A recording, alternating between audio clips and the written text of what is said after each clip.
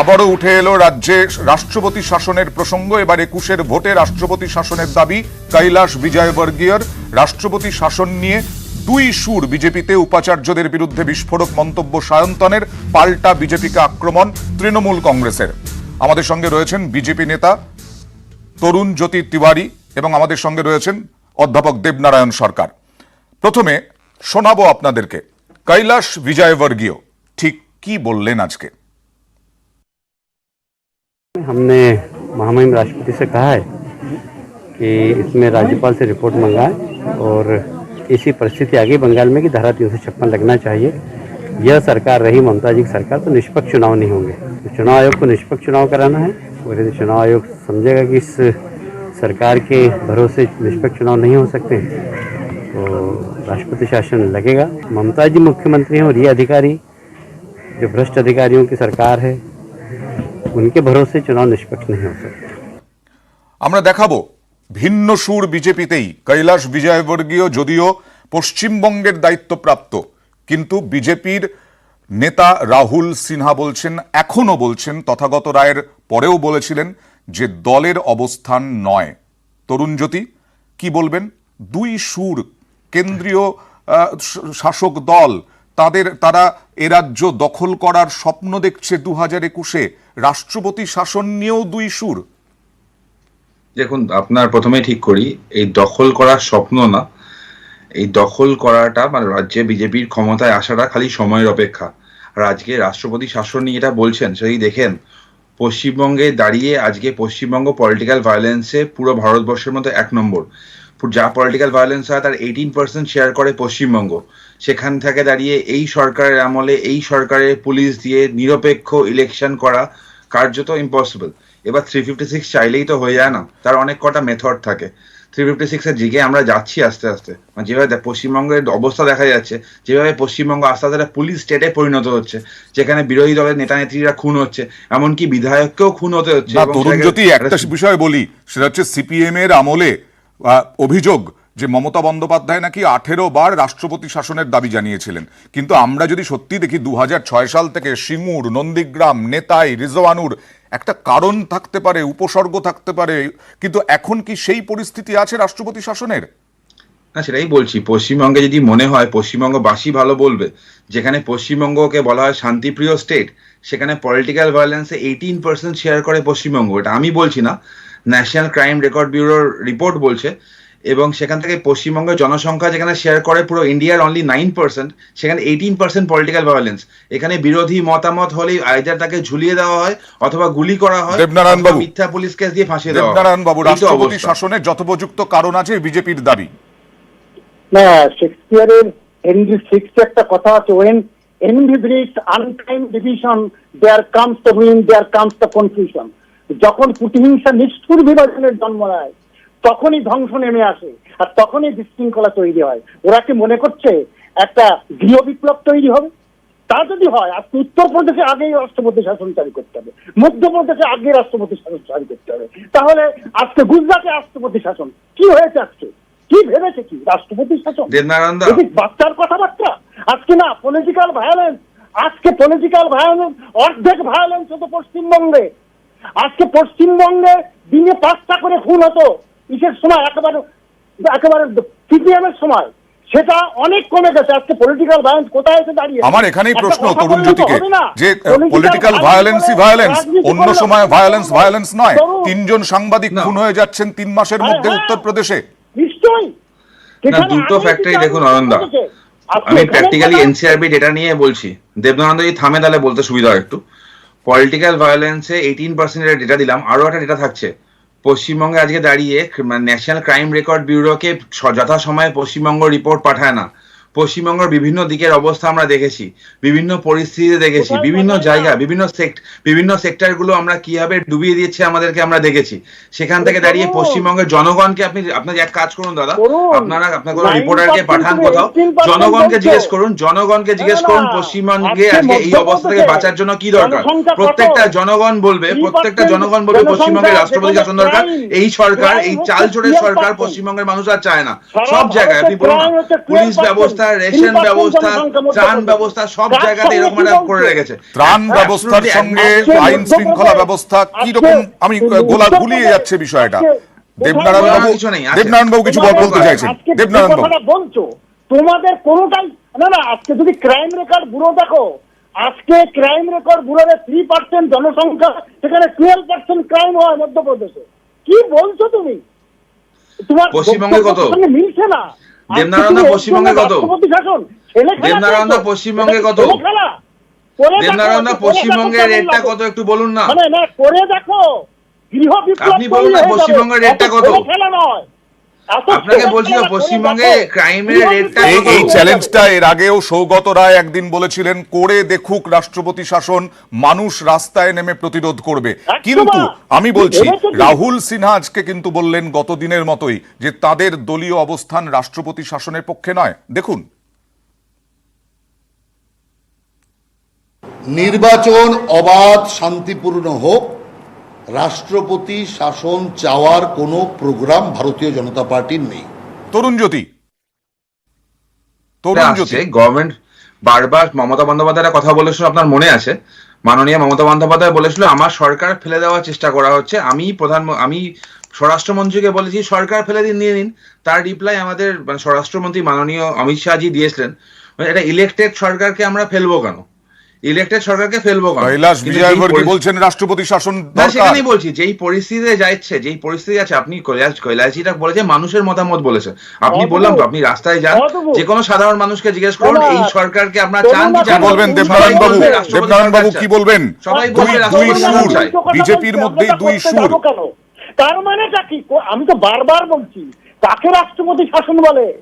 যে রাষ্ট্রে আজকে কদিনের মধ্যে 3টে খুন হলো, সাংবাদিক খুন হলো, যেখানে এনকাউন্টার করে মারা হয়, যেখানে নিজে ইতিহাস একেবারে পুরো সাংবাদিকদের রিপোর্ট বলছে গত 3 বছরে দেবনারায়ণ দা যেই দলের সাংসদ পাঠায় সিভিল একজন লিডারকে, যেই দলের নেতারা খগড়াগড়ের মতো কাণ্ডে জড়িত, যেই দলের নেতারা বিভিন্ন মানে জামাতের সাথে যুক্ত, আইএসআইএস এর থেকে চট ধরা পড়ছে, তাদের সম্বন্ধে আপনি বলছেন আপনার দলের দিকে দেখুন না।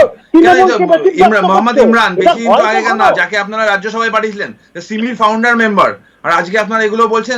দেবনারায়ণ দা, সিমির ফাউন্ডার মেম্বারকে আপনারা রাজ্যসভায় পাঠান না, ফাউন্ডার মেম্বার। তুমি আজকে যে বক্তব্যের সামনে তোমাদের লড়াই করছো সেটা সাবস্টেন্সিয়েট করো না। আজকে আমি আপনাকে বলছি, আপনি এতগুলো কথা যে বলছেন, আপনি আসলে তরুণ জ্যোতির মানুষের মনোভাব নিয়েই দ্বিধা বিভক্ত কিনা বিজেপি, মানুষ কি চান রাষ্ট্রপতি শাসনে ভোট, এই নিয়েই বোধহয় বিজেপি দ্বিধা বিভক্ত।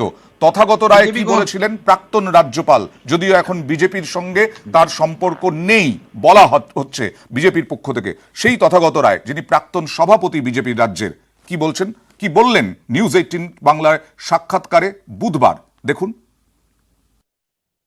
রাষ্ট্রপতি শাসন একটা বিকল্প, আমি ভোট হোক এমন কথা আমি বলবো না, কিন্তু যেভাবে এই রাজ্যে পুলিশকে সিপিএম এর নকল করে মমতা ব্যানার্জি যেভাবে এই রাজ্যের পুলিশকে রাজনীতিকরণ করেছে, তাতে রাষ্ট্রপতি শাসন ছাড়া ভোট হবে না। কারণ ভোটটা তো কেন্দ্রীয় বাহিনী এসে করাবে, কিন্তু তাহলেও তার আগে যে প্রক্রিয়াগুলো হবে এবং তারপরে কেন্দ্রীয় বাহিনীকে যে রাজ্য পুলিশের সহযোগিতা নিতে হবে, এই সমস্ত ব্যাপারে একটা খুব বড় ফাঁক থেকে যাচ্ছে। এই ফাঁকটা পূরণ করা কিভাবে করা যাবে এখন এই মুহূর্তে আমার মাথায় আসছে না রাষ্ট্রপতি শাসন ছাড়া, কিন্তু রাষ্ট্রপতি শাসনের একটা আছে, একটা প্রয়োজন আছে। তরুণ জ্যোতি, যেটা বলছিলাম, বিজেপি দ্বিধা বিভক্ত মানুষের মনোভাব বুঝতে। হ্যালো তরুণ জ্যোতি, শোনা যাচ্ছে? আমার অডিবল? হ্যালো, আমি ফিরহাদ হাকিম বললেন, যে কারো শাসনেই ভোট হোক না কেন মানুষ মমতা বন্দ্যোপাধ্যায়কেই সমর্থন করে বলেও মন্তব্য ফিরহাদ হাকিমের। দেখুন, এরা সবকিছু করতে পারে, তার কারণ এরা গণতান্ত্রিক ব্যবস্থা বিশ্বাস করে না। তাহলে যদি রাষ্ট্রপতি শাসন করে বাংলায় ভোট হয়, তাহলে কেন নরেন্দ্র মোদীর ভোট 19 সালে রাষ্ট্রপতি শাসন করে হলো না? বাংলায় গণতান্ত্রিক পরিবেশ আছে, মানুষ উঁচু করে ভোট দেয়, তারা তো এই সেন্ট্রাল ফোর্স হ্যান ত্যান সব কিছু করেও দেখে নিল যে 210টা আসন। রাষ্ট্রপতি শাসন করেননি, তাহলে কি সেন্ট্রাল ফোর্স মমতা ব্যানার্জিকে জিতিয়ে দিয়ে গেল? তাদেরই তো ফোর্স, সেই সময় তারাই বলেছিল। অত দফা নির্বাচন হলো কি এই জন্য আফসোস? রাষ্ট্রপতি শাসন হোক আর ইউএনওর শাসন হোক, বাংলার মানুষের হৃদয়ে মমতা ব্যানার্জি আছেন এবং মমতা ব্যানার্জিকেই মানুষ বেছে নেবেন। রাষ্ট্রপতি শাসন ছাড়াই লোকসভা নির্বাচনে 18টা আসন বিজেপি পেয়েছিল, তারপরেও বিধানসভা নির্বাচনে রাষ্ট্রপতি শাসনের দাবি কেন করা হচ্ছে এ নিয়ে প্রশ্ন আবারও করছি। মানুষের মনোভাব বুঝতে দ্বিধা বিভক্ত বিজেপি। তরুণ একটা কথা বলি, হচ্ছে ফিরাদ বাবু যখন 2019 ভোটের সময় যখন সেন্ট্রাল ফোর্স আসছিল, তখন উনি একটা কথা বলেছিলেন, সেন্ট্রাল ফোর্স কদিন, তারপর তো আমরাই থাকবো। মানে এই ভার্সন থেকে উনি যে থ্রেটটা দিয়েছিলেন সেটা মানুষ বুঝতে পেরেছিল কোন দিকে থ্রেটটা দিয়েছে, এবং তার রেজাল্ট আমরা দেখেছিলাম। অনেক জায়গায় ক্যান্ডিডেটের অবস্থা দেখলাম। পঞ্চায়েত ভোটের ভায়োলেন্স আমাদের মনে আছে। এই পুলিশ, পশ্চিমবঙ্গের পুলিশ যে কি করতে পারে আর কি করে সেটা আমরা দেখে নিয়েছি। পশ্চিমবঙ্গের সব মানুষই দেখেছে, যেখানে দলের নেতাদের চালায় না, দলটা চালায় পুলিশদের দিয়ে। সেখানে থেকে দাঁড়িয়ে যদি রাষ্ট্রপতি শাসন হয়, মানুষের ভোটের অধিকার তারা দিতে পারবে। আমরা বলছি না মানুষ তার নিজের ভোটের অধিকার দিক। মমতা বন্দ্যোপাধ্যায় ক্ষমতা থাকলে বলুক, আমি কোনোদিন ভায়োলেন্স করবো না, আমি কাউকে আটকাবো না, কোথাও উন্নয়ন দাঁড়িয়ে থাকবে রাস্তার মোড়ে উন্নয়ন দাঁড়িয়ে থাকবেন এবং ভোট দিতে পারবেন। তারপর এত বড় বড় কথা বলার সাহস দেখা না। 2016-তে যে ভোটটা হলো সেটা তোমরাই তো বলেছিলে ভোটটা ভালো হয়েছে, তাহলে আজকে কেন? সেটা তোমাদের 2016 আর 2020 এক না দেবনারায়ণদা, মাঝখানে 2018 ছিল, 2019 ভালো ভোট হয়েছে বলেছো তোমরা। খারাপ হয়নি, তোমরা বলো 2018 19 ছিল, শুধু এক নয়, বিভিন্ন জায়গায় উন্নয়ন দাঁড়িয়ে থাকছে, এখন বিভিন্ন জায়গায় মার্ডার হচ্ছে। না, আমি আসবো দেবনারায়ণ বাবু, যে অভিযোগটা বিজেপি বারবার করছে যে পুলিশ মমতা বন্দ্যোপাধ্যায়ের নিয়ন্ত্রণে এবং পুলিশ যে অবস্থায় আছে তাতে কোনোভাবেই রাজ্য পুলিশ কোনোভাবেই সিআরপিএফ কে সাহায্য করবে না, কেন্দ্রীয় বাহিনীকে সাহায্য করবে না, সুতরাং রাষ্ট্রপতি শাসনই একমাত্র কারণ, এদের ওপর ভরসা করা যায় না। আমি আসবো আপনার কাছে এই প্রশ্ন নিয়ে আসবো একটা ছোট্ট বিরতির পর, সঙ্গে থাকুন।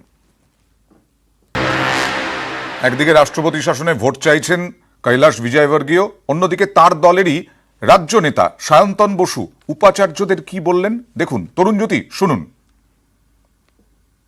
পশ্চিমবঙ্গের ইউনিভার্সিটির অধিকাংশ ভাইস চ্যান্সেলর তৃণমূল কংগ্রেসের গৃহবৃত্তের কাজ করেন। তাদের কাজ তৃণমূল কংগ্রেসের নেতাদের জামাকাপড় ধুয়ে দেওয়া, তার জন্য ভাইস চ্যান্সেলর হয়েছে। আপনি তো অধ্যাপক, দেবনারায়ণ বাবু কি বলবেন? না, আমি বলছি তারাশঙ্করের কবি উপন্যাসে বলেছিল, অবাধ্য মন লজ্জা পায় না, দুঃখিত হয় না। অবাধ্য মন লজ্জা পায় না, দুঃখিত হয় না, এটা তো অবাধ্য মন। সায়ন্তন বাবু শুধু এখন বলে না, বসিরাকে কি বলেছিল আপনি চালান, আজকে কি বলেছিল, আজকে প্রত্যেক জায়গায় সায়ন্তন বাবু যখন বলে তখন দিলীপ বাবুর আর এক কাছে উপরে, তাকে প্রমাণ করতে হয় তা আমি দিলীপ বাবুর উপরে। তরুণ জ্যোতি, এখানে এই দলটাকে বা এই নেতাদের কেন ভরসা করবেন মানুষ? না, এটা মানুষ নির্বাচনের আগে আপনারা স্বপ্ন দেখছেন বাংলা দখলের, বলছেন দখল করেই ফেলেছে। আমি বলি দেবনারায়ণ যদি হয়ে গেলে তাই বলি, দেখুন ভাইস চ্যান্সেলরদের সম্বন্ধে যত বলা কম হয় পশ্চিমবঙ্গে ততই ভালো। কেন? এই ভাইস চ্যান্সেলরদের যখন বিভিন্ন ইস্যুতে যখন গভর্নর ডাকেন, উপাচার্যদের সমালোচনা করতে পারেন, কিন্তু তারা তৃণমূল নেতাদের কাপড় কাচেন, ভৃত্য। আমার কথাটা শুনুন। এবার সেখানে দাঁড়িয়ে দেবনারায়ণ শোনার অভ্যাস করুন একটু। জানি আমরা, আপনি অনুপ্রাণিত অধ্যাপক, তাও একটু শোনার অভ্যাস করুন। সেখানে হচ্ছে ভিসি ভাষার তো একটা শালীনতা আছে। আচ্ছা দেবনারায়ণ বলা হলে আমাকে বলুন প্লিজ। হ্যাঁ বলো ভালো ভাই, বলো। এবার যেখানে হচ্ছে ভাইস চ্যান্সেলর নিশ্চয়ই রাজনৈতিক পোস্ট না, একটা অরাজনৈতিক পোস্ট, সেখানে ভাইস চ্যান্সেলরকে দেখা যায় তৃণমূল কংগ্রেসের ধর্ণা মঞ্চে ক্যা ছিচি করতে। এবার আপনি বলবেন এরা ভাইস চ্যান্সেলর অনুপ্রাণিত নয়? দেখুন এই গভর্নমেন্ট যাওয়ার পর একটা কাজ করতে হবে, এই ভাইস চ্যান্সেলরদের না একটা ভালো হাড়ের ডাক্তার দেখাতে হবে, যাতে মেরুদণ্ডটা সোজা হয় তার ব্যবস্থা করতে হবে। কারণ এখানে এরা গিয়ে প্রশ্ন রাজনীতির সঙ্গে জড়িয়ে গেছেন উপাচার্যরা। কেন যায় না, জেএনইউতে আমরা কি দেখেছি, তৃণমূলের মঞ্চে কাকা চিঠি করতে ভাইস চ্যান্সেলররা কেন যায় দেবনারায়ণ দা? আচ্ছা আপনি বলুন না অরুণবাবু, আজকের দিনে দাঁড়িয়ে পশ্চিমবঙ্গের বিভিন্ন টক শোতে প্রফেসররা আসেন তৃণমূলের হয়ে কথা বলতে, বিভিন্ন অনুপ্রাণিত প্রফেসররা আসেন। যে অভিযোগটা করলেন তাতে দেখা যাচ্ছে এদিকে তৃণমূল ওদিকে বিজেপি, অর্থাৎ মুদ্রার এপিঠ ওপিঠ। দেবনারায়ণ তুমি অনেক বলো কিছু না। মনে হতে পারে, দেবনারায়ণ বাবু সাহস হবে বলার, যেসব প্রফেসর আজকে মিডিয়াতে গিয়ে ওপেনলি বলে আমি তৃণমূলের কট্টর সমর্থক, বলে তৃণমূলের বিভিন্ন ভুলগুলোকে ঢাকার চেষ্টা করে, তারা বেশ। সত্যি প্রফেসর না, না, না। মানুষদের নিরপেক্ষ শিক্ষা না, না, না, দিতে না, পারবে না, তারা? এটা তো কারণ তারা তো তোমরা অনুপ্রাণিত, আরো আগে তারা শিখিয়েছো, সমাজ এটা গড়ার আগে কারিগর তুমি। না, তার তৃণমূলকে বাঁচানোর তোমাদের কারিগর। জন্যে। নিশ্চয়ই যেখানে আমাদের vice chancellor রা সময় একা শেষ। চিঠি করছে। আসলে ভাষার জ্ঞান। মানুষকে বুঝে নিতে হবে যে কাকে পছন্দ করবেন কাকে করবেন না, কিন্তু রাষ্ট্রপতি শাসন পছন্দ করবেন কিনা তা নিয়ে যদিও বিজেপির মধ্যে একটা দ্বন্দ্ব রয়েছে, দ্বন্দ্বও রয়েছে। শেষ করব, তবে তার আগে শেষ করতে করতে ফিরহাদ হাকিম সায়ন্তন বসু নিয়ে কি বললেন দেখতে দেখতে শেষ করব। অনেক ধন্যবাদ আপনাদের দুজনকে। বৃত্ত করে রাখে অমিত শাহ, নরেন্দ্র মোদী। রবীন্দ্রনাথ বলেছিলেন খোলা বাতাসে, খোলা আকাশে। বাংলায় খোলা আকাশে, খোলা বাতাসে আমরা বাঁচতে ভালোবাসি। সেটা ভিসিরাও তাই, আর এরাও তাই।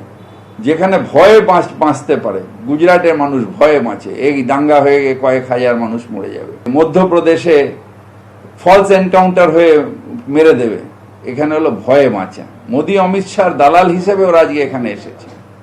বাংলার মানুষ মাথা তুলে বাঁচে এবং মাথা তুলে বাঁচবে। বাংলার শিক্ষা জগৎ, ভিসি, বুদ্ধিজীবী, এদের একটা আলাদা স্তর আছে, সেটা বোঝবার ও উপলব্ধি করার ক্ষমতা সায়ন্তদের নেই, যারা দাঙ্গাবাজ দলের সাথে থাকে।